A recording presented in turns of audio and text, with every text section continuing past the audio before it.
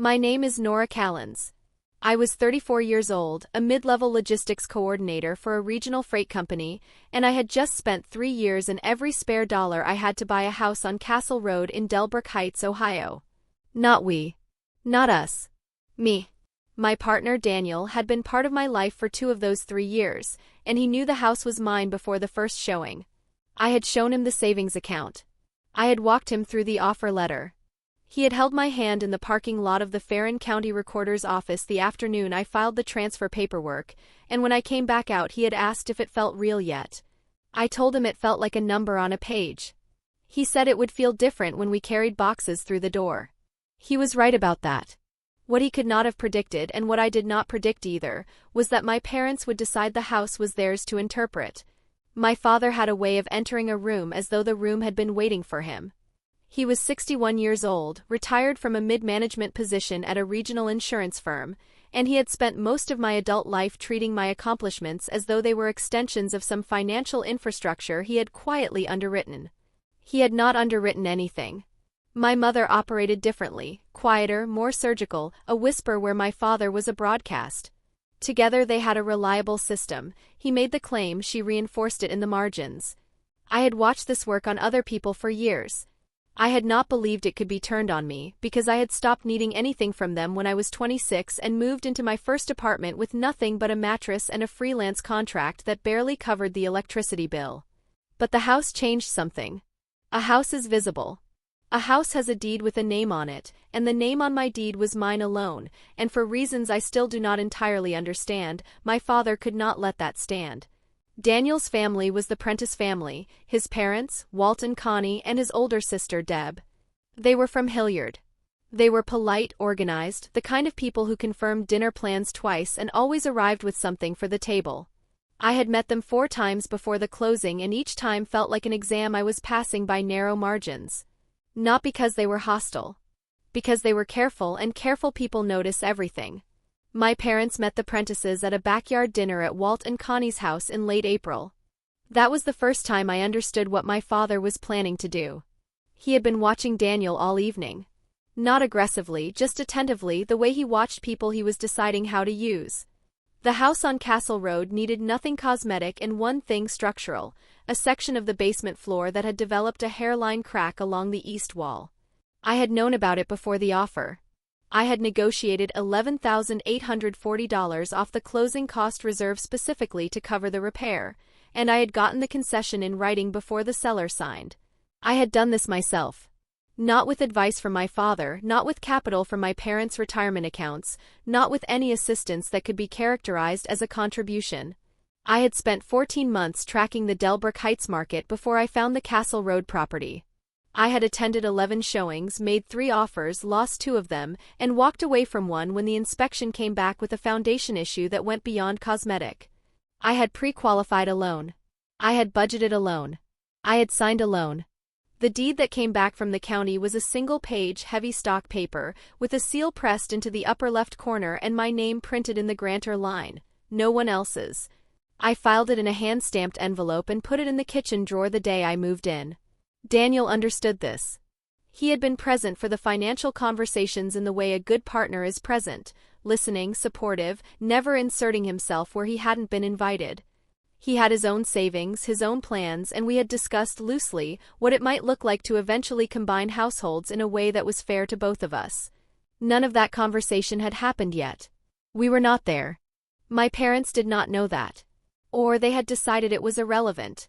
My father began, sometime in the weeks after the backyard dinner, to characterize the house to Daniel's family as a joint purchase. Not loudly, not in writing. In the way he did everything, casually, as a correction. Well, when Nora and Daniel bought the place on Castle. A throwaway line. A handshake presumption. My mother's version was more specific. She told Connie Prentice, during a phone call I was not part of and did not know about until later, that I had finally let Daniel take the lead on the mortgage. I did not have a mortgage. I had paid cash for $634,500 worth of property and closed without financing. The dinner was at the Gable Street Diner, Connie's choice, the kind of place with laminated menus and good pie and enough background noise to make a private conversation difficult.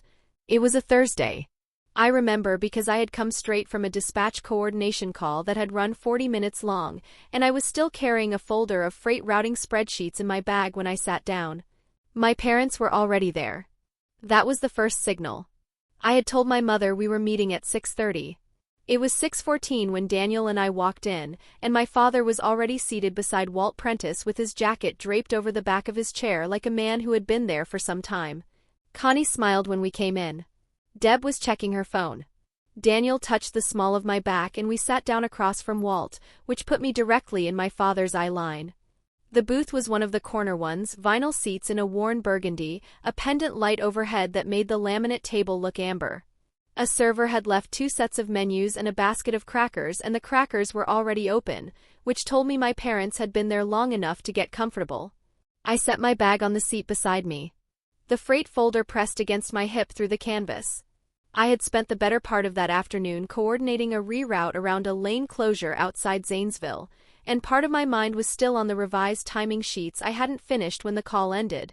I ordered coffee when the server came back around. I held the mug with both hands and looked around the table. The conversation was ordinary for 20 minutes. Walt asked about the freight company. My father asked Daniel about his work. My mother asked Connie about a renovation they were apparently doing to the Hilliard house. I ate half a bowl of soup and listened, which was something I had become good at over the years, not because I had nothing to say, but because I had learned that the shape of a conversation told you more than its content. My father's shape that evening was too patient. He laughed at the right moments. He asked follow-up questions. He refilled Connie's water without being asked. He said something that made Walt laugh, and then he let the laughter settle before he spoke again. I had grown up watching him do this, the calibrated warmth, the way he paced a room so that by the time he said the thing he meant to say, everyone was already in a posture of agreement. I recognized it now the way you recognize a piece of furniture in a room you haven't visited since childhood. I could feel it the way you feel a change in air pressure before a weather system arrives. Deb had put her phone away, which meant she felt it too. Then my father set down his water glass and said, in the tone he used when he was presenting a reasonable correction to a minor misunderstanding, "We should probably talk about the deed situation." Something went cold in my hands, not panic, not anger, something closer to the feeling before a car brakes hard. Walt looked at him. "What situation?" "There was a filing issue," my father said. "With the Castle Road property." Nora rushed the transfer paperwork through before Daniel could review it. "His name should have been on the deed." I did not speak. Daniel said, "That's not." "She forged his signature," my father said. Still calm. Still with the faint corrective warmth of a man tidying up an administrative error. We didn't want to make a thing of it at the time. But with the two of them talking about combining finances, it seemed like the right moment to get it on the table. My mother leaned toward Connie and said quietly, "Don't let her trap you too." That's all I'll say. There was a silence. The kind that fills in from the edges of a table. Deb looked up from her phone. Walt looked at Daniel. Daniel looked at me. I put my spoon down. "That's not true," I said. "Nora." My father's voice carried the patient disappointment of someone explaining something for the third time. "We're not here to embarrass you. Daniel's name is not on the deed," I said. "Because I bought the house alone. That's documented." "The recorder's office would say otherwise," my father said. "It wouldn't," I said. My mother said, "She's always been like this. Ungrateful for any help and then defensive when it comes out." "I didn't receive help," I said. "Not from you. Not from anyone." My father looked at Walt. "You can see what we've been dealing with." Walt's expression had gone careful in the way it went careful when he was deciding something. Connie had folded her hands on the table. Deb had put her phone face down. Walt said, "Marcus." My father's first name. Walt used it carefully, the way someone uses a word they have decided to keep small. My father said, "I know this is uncomfortable." "Tell me again how you know there was a second signatory," Walt said. "It's documented," my father said. "It's a matter of the filing record.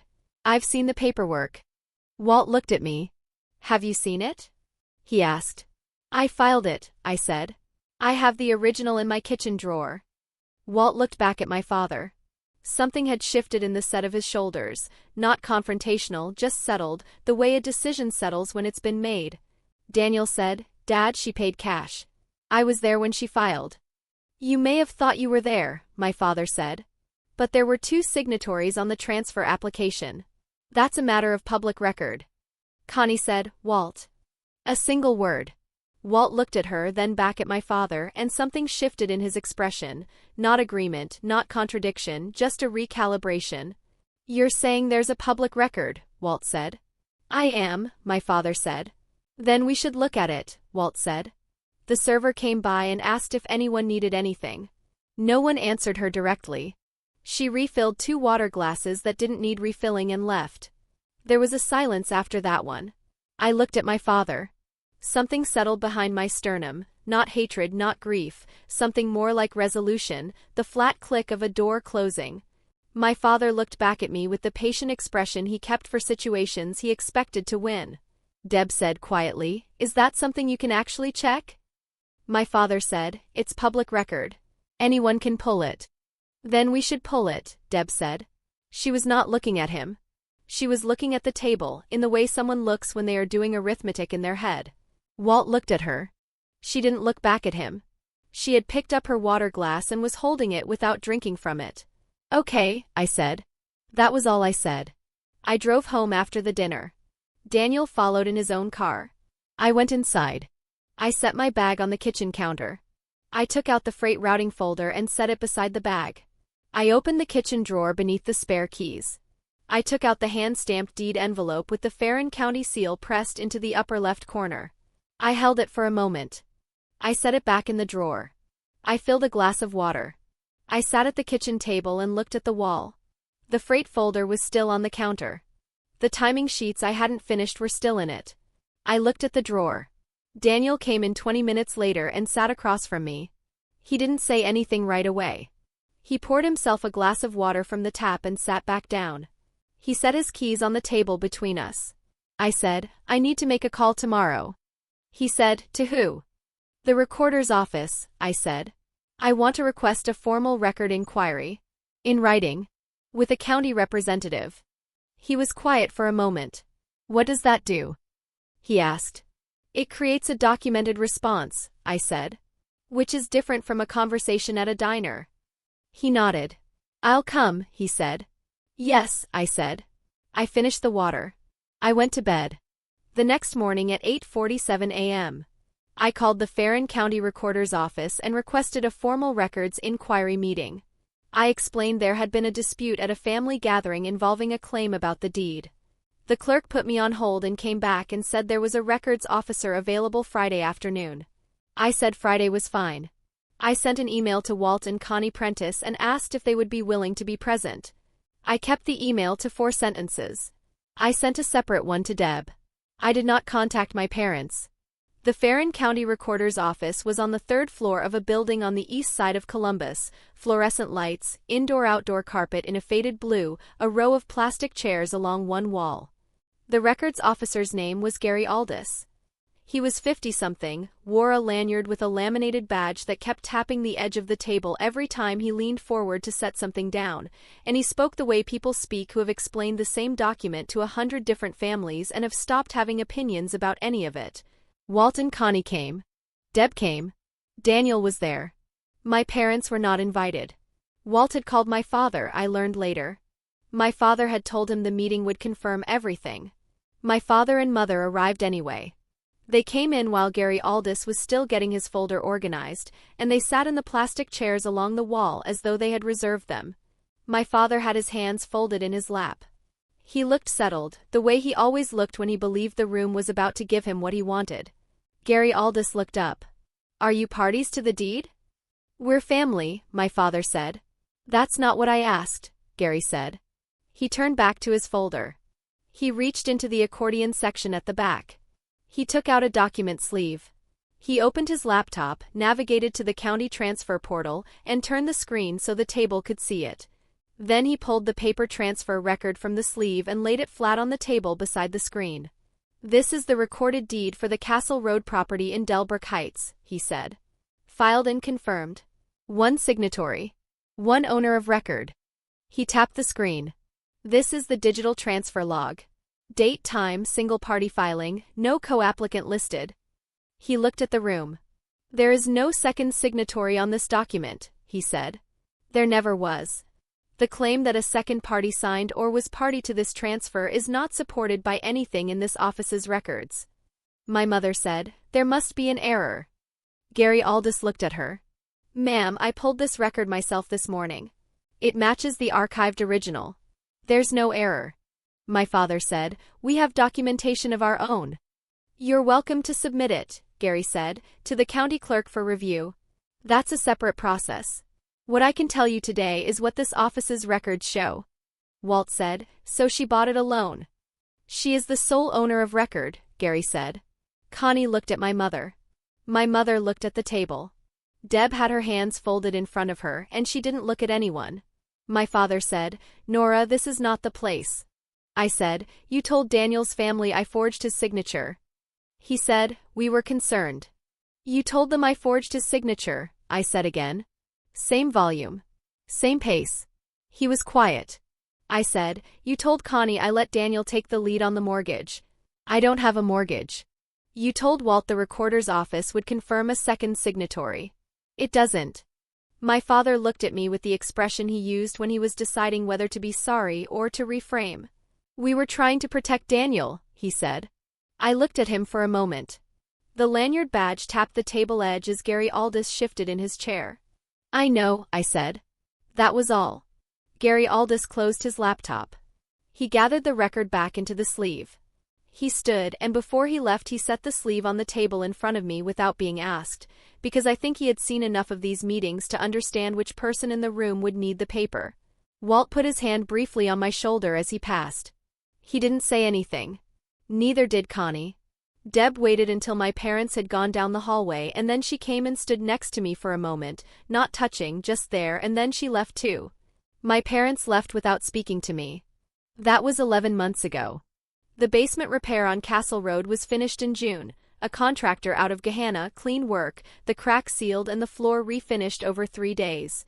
I had saved the project folder in the kitchen drawer beside the deed envelope, and sometimes when I opened the drawer for the spare keys I saw both of them sitting there, the county seal and the contractor's invoice, and it struck me as a complete record of the thing I had built.